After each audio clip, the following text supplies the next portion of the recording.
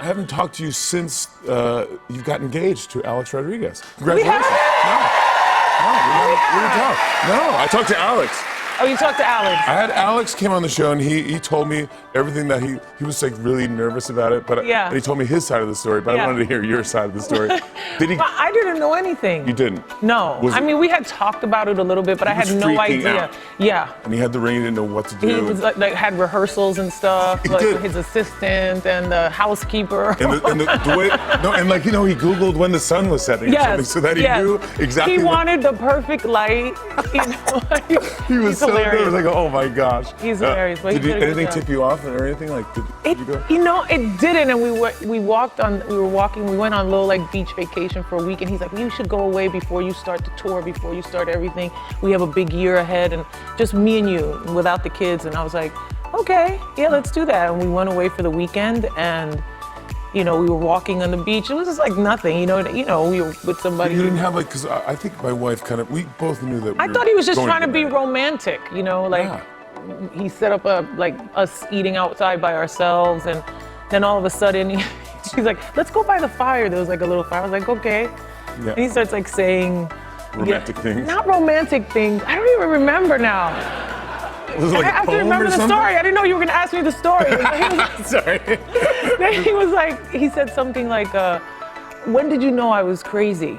Or something like that. Like he was like almost nervous, like I didn't know what to say. And I was like, I screwed up my whole speech. Said, pretty much the whole time I've known you're crazy.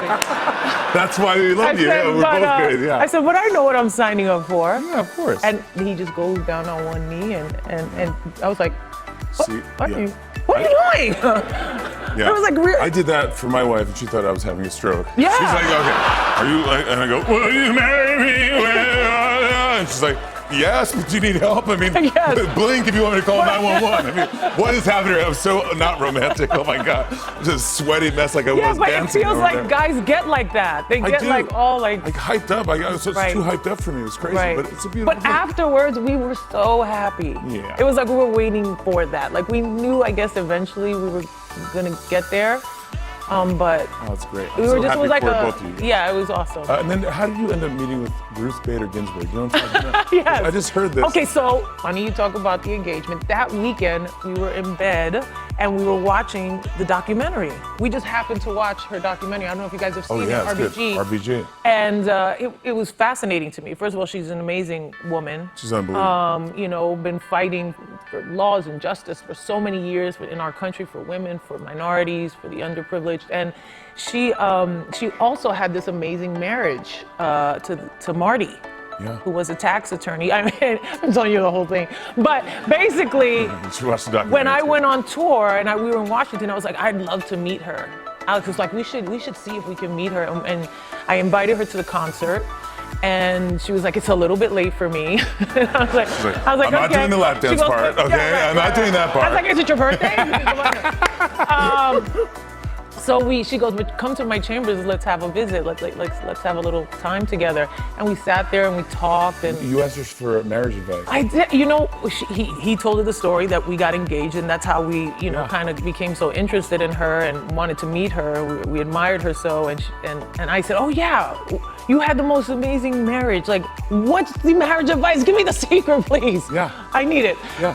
And she was like, it's good. I'll tell you what my mother-in-law told me on my wedding day, which was, it's good to be a little deaf sometimes. That's very good. But it was so simple and wise, you know what I mean? It's like, somebody says an unkind word, somebody says an unkind word, she goes, and I've used that not only in my marriage, but in my job that I do. Yeah, it's like, I didn't hear that. Yeah, I didn't hear that. And what was her overall advice on just any life secrets or anything? We were really interested in, I think there's a lot going on in this country. There's a lot of divisiveness. There's a lot of things going on that are concerning. I said, what can me and Alex, somebody like me and Alex, do? And she was like, what anybody can do is just do what you're doing, be your best self, and put out into the world what you're putting out, inspiring people, doing what you do, living your life in a way that is an example to other people, you know, which is a responsibility because you don't want to, you know, think about everybody watching your stuff. But that was her thing. It's like, you're not going to maybe be a judge, but she was the best judge. But you be the best you. Yeah. And I thought that was amazing advice too. And you are doing that. I'm trying. You are.